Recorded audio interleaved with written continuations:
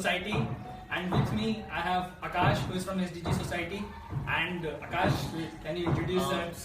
Along with us here we have Dr. Praveen Kumar Pathak sir, demography expert from Delhi School of Economics, and we'll just wait for the traffic to power in and we'll start with your questions.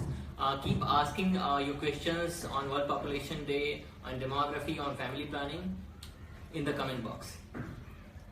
Okay, so meanwhile, before starting up with the questions, why not let's go forward to, sir, can you please give us a brief idea? We already have this small idea that a lot of reports are coming in that India is going to overtake China in the near future. So what is the current population demographics in India, and whether the current trend of population demographics in India is like a boon or bane? Somewhat like a briefing about our audience. Well, thanks a lot. Let me first thank your society for inviting me on this important day of the World Population Day.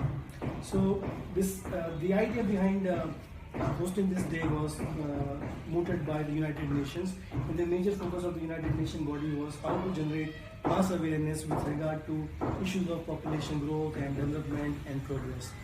So if you go to the history why this day was celebrated, so way back in the early 90s, when the world population crossed the 5 billion mark, the United Nations realized that the agenda of progress and development cannot miss the important component of population, because it has been realized that two major important drivers of global change, one is technology and the second one is demographic change, because these two important components are the force behind global changes.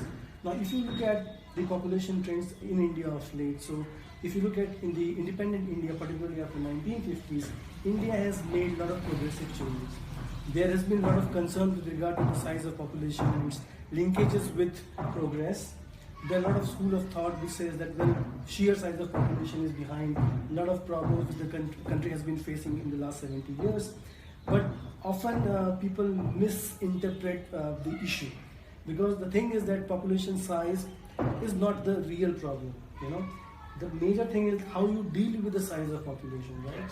So on the one hand, your population can become a resource, it can be a capital if you properly look after the population. So Government of India has taken care about the population issues since 1950s. So if you look at the first 5-year plan, the Government of India initiated the family planning programs from the very beginning, right? And we have been trying different strategies in the last 50-60 years to see how India's population can be made a planned affair, right? Sometimes we have succeeded, sometimes we have not succeeded. But there have been a lot of success stories behind the population story in India. There are certain issues which still require particular emphasis, for example, family planning. Yeah. You may be aware that family planning is a very important investment which has a number of economic, social and gender implications. Yes. So India has done a lot of progress. For instance, I just give you one statistics. In early 70s, if you look at the contraceptive prevalent rate among women in India, it was about 13 to 14%, which has now increased up to 55%. So in the last 40 to 45 years, we have made 3-4 increase. And this number is just not a figure, because you have to factor into the thing that India is extremely diverse society, very diverse country. So to make even a 1% or 2% progress in terms of family planning, you have to consider the regional heterogeneity, the social, ethical and religious differences. Yeah. So India is on the right track, I can say. Okay, so let's go ahead with our question and answers. Sure. So I think there might be a little bit sound problem because if there are any sound issues, just let us know. Yeah, through the comments, and we will improve our audibility. So sir, we have two opposing viewpoints here. One set of experts who think that the world is at the brink of disaster and population explosion, and that the resources are overburdened. Mm-hmm.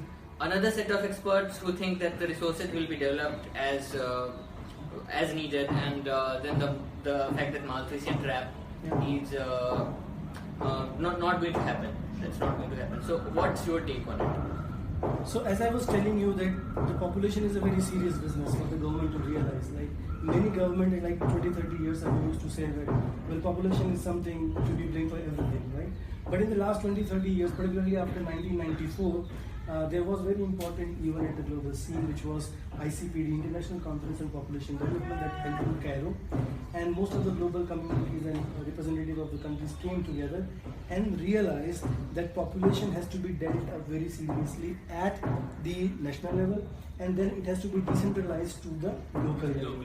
So after 1994, the global scenario of looking at population issues have changed to an important extent.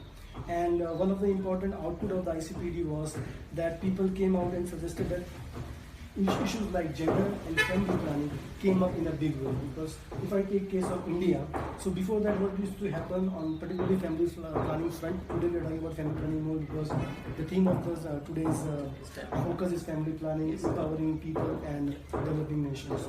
So if you look at family planning, so earlier our focus was more towards meeting targets, and what used to happen that people used to cook the data, and there was a lot of coercion with use of family planning. Okay. But after 1994, it was accepted both in document and spirit how to empower people and provide them proper information, try to provide them wide choices of basket of family planning methods, and it's up to them to decide what they want to choose. Right? Because family size should be voluntarily decided by the couple. We have to provide them information now, and secondly, we have to provide availability, supply side.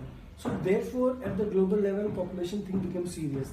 Now, with regard to whether population is responsible for Marcus and trap in this thing, I can say that suppose if we are providing social investment in terms of mass education, in terms of health, so what it can ensure is that you will have quality people, people who are healthy, people who are well informed, and people who are skillful. So if you have a stock of such people, right, then your economy is going to grow. So I'll just give you one example. There is a concept in demography which we often say is like demographic dividend, right? Yes. So talking about demographic dividend, there are a lot of East Asian economies which have in the last 20, 30 years have gone on a tremendous trajectory of economic growth. Like China and like tiger economies. One of the important economists and demographers have worked on this and found out that demographic age structure composition of population was one of the important factors behind rapid economic growth in these tiger economies, because these economies enjoyed the benefit of large share of working age population, plus these large share of working age people were healthy, educated and skillful. So when there is a happy marriage between age structure change with your social policies, then the economy would be on a positive side to use this kind of demographic opportunity. Otherwise, this could be a lost opportunity. So if you compare India with China, India is now entering into that zone where the share of the working age population, or you can say population which is economically active, is relatively larger as compared to the dependent population, like people those who are children, people those who are elderly, who are not usually considered as economically active people. So when these share of population is there, means you have more hand to work. And if you have more skill of such peoples, then your economy can not only serve the interest of your own country, but you can also help other people in your region and globally. Sir, but I would like to interrupt you smallly here. You said that a growing population of young people with a skill set. Sure. Yes. Now this is a question here in India. We have a growing population of young people, but do we have that skill set, to go on a trajectory of economic growth? So like, how can we actually try to make this population into a demographic dividend rather than turning it into a demographic disaster? Well, I think that's a very important question, and I'm sure that a lot of people who are there in the policy circle are aware of this important challenge. So government of India also realized this thing. There have been a lot of initiatives from the part of government of India in the last 10 years, and in the present government regime also government of India is taking a lot of interest and policy initiatives to make sure that the young people actually acquire these important skills, right? So if you look at the expansion of education systems in India, so there have been a lot of programs to see how the education system may be expanded, both public and private, right? And similarly, on the health front, the government of India has again initiated a lot of program in the sense, like about the National Rural Health Mission, Yes, which took off in 2005, which was again supplemented by National Urban Health Mission. Now both of them have been merged together as National Health Mission. Then we have a program on food safety, food security, right? Yes. Because India, though, has been doing a lot of good things on economic front, but there are a lot of social inequalities within country, right?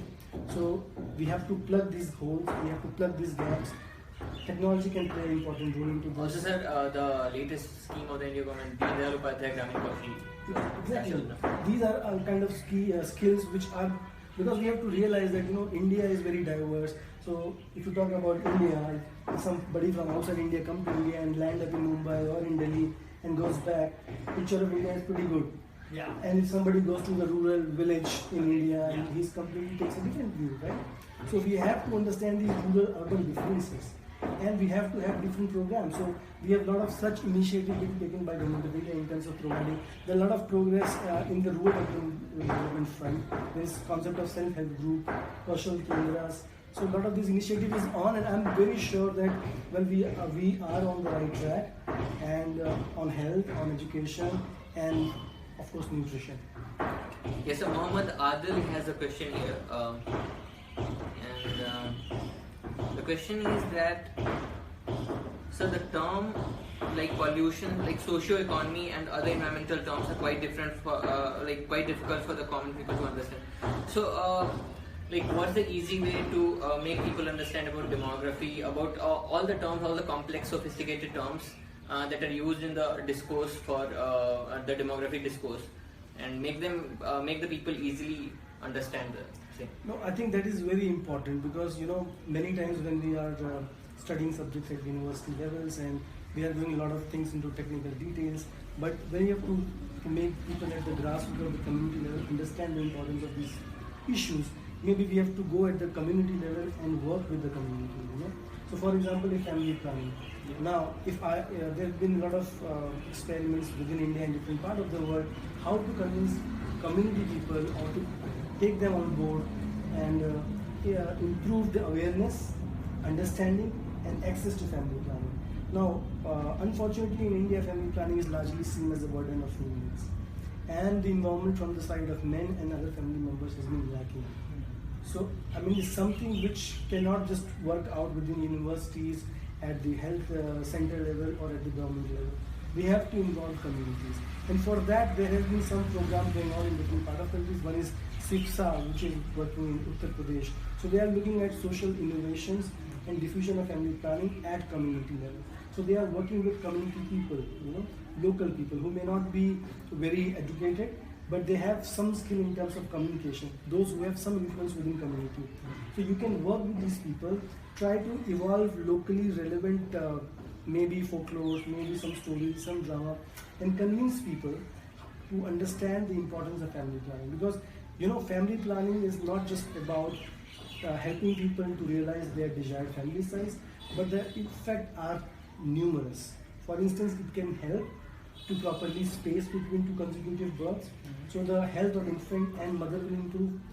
The economy of the household will improve, because suppose if there are too close births and too many births, most often than not, the health of child and mother suffers. So if we provide family planning to ensure healthy spacing between babies, we are helping the household, we are helping the mothers, we are helping the grandparents, we are helping the village. And this can multiply if you just take it up. It can help the community to progress further. So family planning is just one example. Similarly, child immunization or education or importance of girls' child. So these are very simple issues which people discuss day-to-day routine.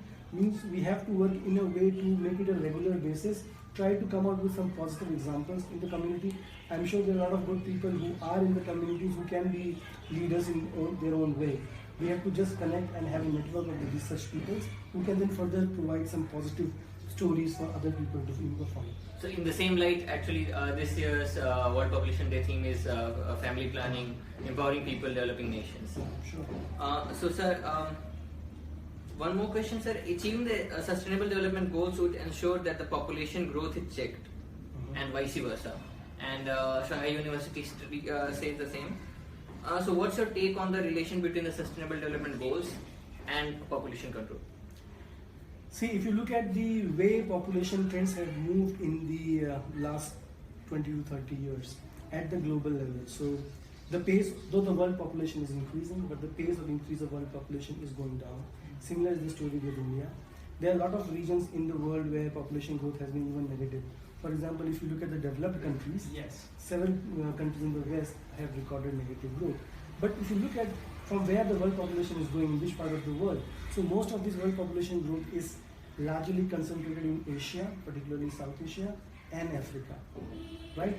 So we have to find ways to make sure that countries, the developing countries, particularly Africa, where